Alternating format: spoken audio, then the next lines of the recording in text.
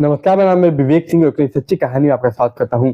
दरअसल आज आप आज की स्टोरी को आप कहानी बोलिए या फिर खबर बोलिए, अब मैंने इसको कहानी के रूप में सुनाने के लिए सोचा कि क्यों ना आपको इसके बारे में बताऊँ। अभी आपने एक खबर सुनी होगी जो कि एक बहुत ही फेमस एक्ट्रेस है, जो कि 14 किलो 800 ग्राम सोने के साथ पकड़ी गई एयरपोर्ट पे, जिनका नाम है रानिया रॉय। जी हाँ, इनके बारे में मैं बताना चाहता हूँ, इस यही कहानी के रूप में मैं आपको सुनाना चाहता हूँ। देखिए, आपकी मैं जो कहानी कही या फिर जो भी आप कह लीजिए, इसकी ये है कर्नाटक की राजधानी बेंगलुरु की। तारीख थी 3 मार्च साल 2025। दुबई से एक एरोप्लेन आ रही थी।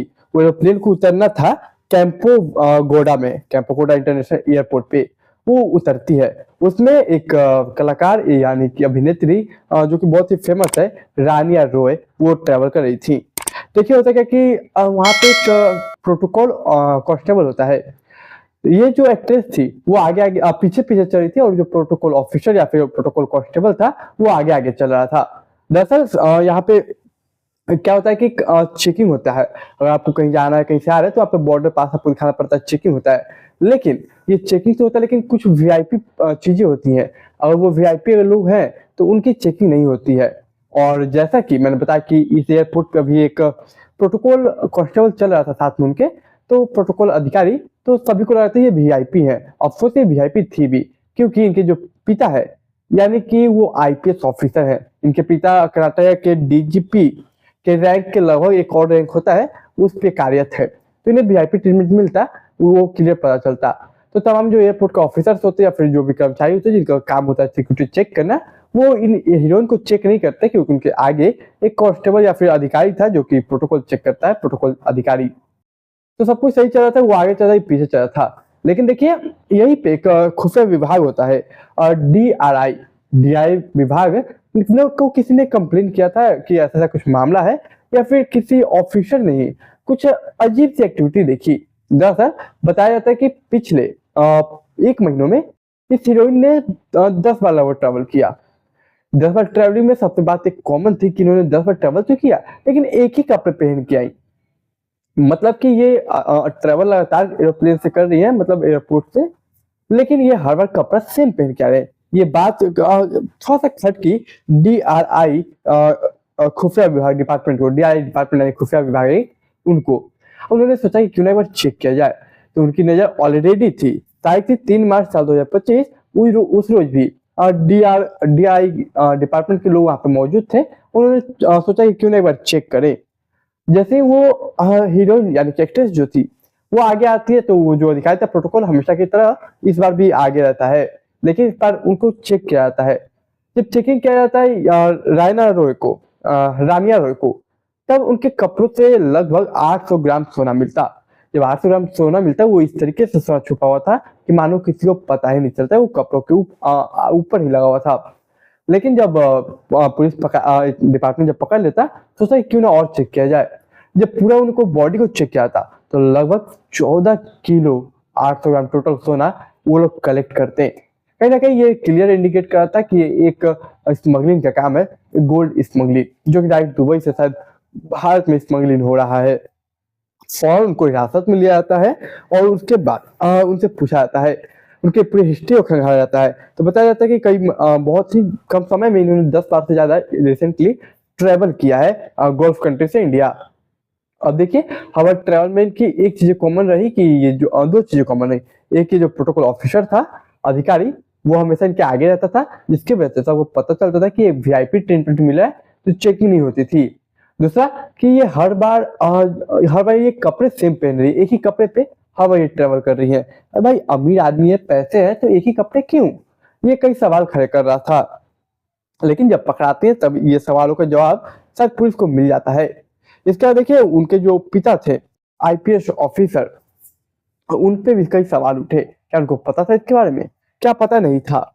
इसके बाद देखिए, जब इनके बारे में सब बैकग्राउंड खंगाला गया, तो पता चलता है कि साउथ मूवी उनको इन्होंने काम किया। साउथ मूवी में लगभग साल 2014 में एक मूवी मक्खी है, आपने सुना होगा, देखा होगा आई थिंक। उसमें जो जिसने विलेन का रोल किया, उसमें उसी ने मेन रोल किया था, मेन किरदार यानी कि प्ले किया था। उनका नाम था संदीप। उनके साथ ये मेन भूमिका में रही। फिर एक 2016 में एक मूवी आया था, जिसके मेन एक्टर जो थे वो थे गणेश नाम के एक व्यक्ति। और वो एक्ट्रेस में ये थी। ऐसे ही एक दो मूवी और इन्होंने कर रखी है जिसमें इन्होंने मेन लीड रोल किया है। अब देखिए इसके बाद इन्हें पकड़ा गया, पूछताछ की गई, इंक्वायरी की गई, सोशल मीडिया पे खबर पूरा वायरल हुई। देखते देखते पुलिस जो खुफिया विभाग थे उन्होंने अब कर्नाटका के राजधानी बेंगलुरु में जो उनका घर था जहाँ पे एक्ट्रेस का, वहां पे छापा मारते, रेड मारने पे कई सारी चीजें बरामद होती है जो कि वाकई कई डायरेक्ट इंडिकेट करती है कहीं और। सबसे पहले 2 करोड़ रुपए की ज्वेलरी जब्त की गई उनके घर से। इसके बाद और उनका घर को छाना गया तो लगभग 2 करोड़ 67 लाख की कैश प्राप्त हुए। और इनको चेक किया तो टोटल जो अमाउंट ऑफ प्रॉपर्टी है वो 17 करोड़ 29 लाख रुपए जब्त किए गए। अब इतना पैसा आखिर उनके पास आया कहां से, इनका डाटा है कहां, आगे गल्फ कंट्री में वो कैसे पहुंचती, कैसे किससे डील करती, तमाम सवालें थी। क्या ये पकड़ी तो चौथी या पांचवी बार गई, चौथी या पांचवा बार ये जो ट्रेवल की लगातार तो उसमें पकड़ी गई। पिछले जो 10 बार इन्होंने ट्रेवल किया, क्या हर ट्रेवलिंग में उन्होंने गोल्ड को स्मगलिंग किया है? कई सवाल बाकी हैं। ये तो अभी जांच छोड़ा, इस पे पूछताछ छोड़िए तो आगे पता चलेगी। हालांकि कोर्ट से इनको रिमांड में लिया गया है 14 दिनों के लिए, यानी कि 18 मार्च को ये डिमांड खत्म हो जाएगी। देखिए जब इनके पिता यानी कि एक्चुअली ये जो आईपीएस ऑफिसर की बेटी है वो सौतेली बेटी है ये, तो इनके पिता आईपीएस ऑफिसर से जब पूछा गया तब उन्होंने डायरेक्ट इस चीज से मना किया कि मुझे इसके बारे में कुछ नहीं पता। इनकी शायद शादी किसी जतीन हुक्रे नाम के व्यक्ति से हुई, उसका विदेश में क्या व्यापार है क्या नहीं है इसके बारे में मुझे कोई आइडिया नहीं। ये बात करके उन्होंने बात को काट दिया और अपना पल्ला कहीं ना कहीं झाड़ लिया। देखिए जब इसके बारे में और पता किया गया ऑफिसर के बारे में भी, तो पता चला 2024 में आईजीपी के रैंक पे कार्यरत थे। उस वक्त लगभग 72 करोड़ उसी डिपार्टमेंट में 72 करोड़ का एलिगेशंस लगे थे लूट का। इसकी इन्वेस्टिगेशन डायरेक्ट सीआईडी ने की थी। और जब सीआईडी ने इन्वेस्टिगेशन की थी उस वक्त भी कहीं ना कहीं ये जो रानिया रॉय है उनका नाम कहीं ना कहीं शामिल हुआ था। इतना ही नहीं, इधर जो उस समय आईजीपी यानी कि अभी के डीजीपी के पद के लेवल में कार्यरत है, उनके बेटा था एक, उन बेटे के बारे में पता किया गया तो उस वक्त ही लगभग जनवरी साल 2018 की बात है, लगभग उसके बेटे ने एक कार ली थी जिसकी कीमत 57 लाख थी। लेकिन इसकी जो पेमेंट किया गया था वो किसी श्री कृष्णा रमेश ने किया था। जब उसके बारे में डिटेल निकाला गया तो पता चला वो हैकर है। तो मतलब इसके बेटा का किसी हैकर से ताल्लुक है। क्या इसकी पूरी फैमिली ही ऐसी है कि बाहर से कहीं कंट्री से कांटेक्ट हो? क्योंकि देखिए कहा जाता है कि कहीं ना कहीं अगर आपको बाहर से अगर स्मगलिंग करनी है तो सारा जो दुबई से अगर मतलब सोना खरीदना है तो सारा पेमेंट कैश में होगा। तो कैश में पेमेंट करती थी तो वो पेमेंट करने का पैसा भी वो एक्ट्रेस कहाँ से लाती थी, आखिर वो पैसे उनके पास आते कहाँ से थे, और वहां से खरीद के यहाँ पे आती थी, यहाँ किसको डिलीवर करती थी? ये कई सवाल थे। अभी रिमांड पे लिया गया है, 18 मार्च तक रिमांड चलेगी। आप बताइए कि आपको इस कहानी या फिर आप जो कह लीजिए उससे आपको क्या लगता है कि इनका कब से चला, क्या ये लोग आपस में मिले हुए हैं? कई सवाल अभी बाकी है, जैसे अपडेट मिलेगी मैं आपको अपडेट दूंगा। तो देखिए ऐसी कहानी कुछ यूं ही थी, ऐसी ही थी। तो उम्मीद करता हूं आपको पसंद आई होगी। पसंद आई तो चैनल सब्सक्राइब कीजिए, वीडियो को लाइक कीजिए, शेयर कीजिए।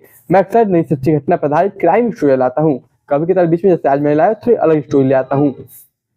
देखिए ये कहानी सुनाने का उद्देश्य किसी को डराना, किसी को परेशान करना नहीं, केवल समाज में जागरूकता फैलाना था। मुझे इजाजत दीजिए, मैं मिलूंगा एक नई कहानी में, तब तक आप मुझे इजाजत दीजिए।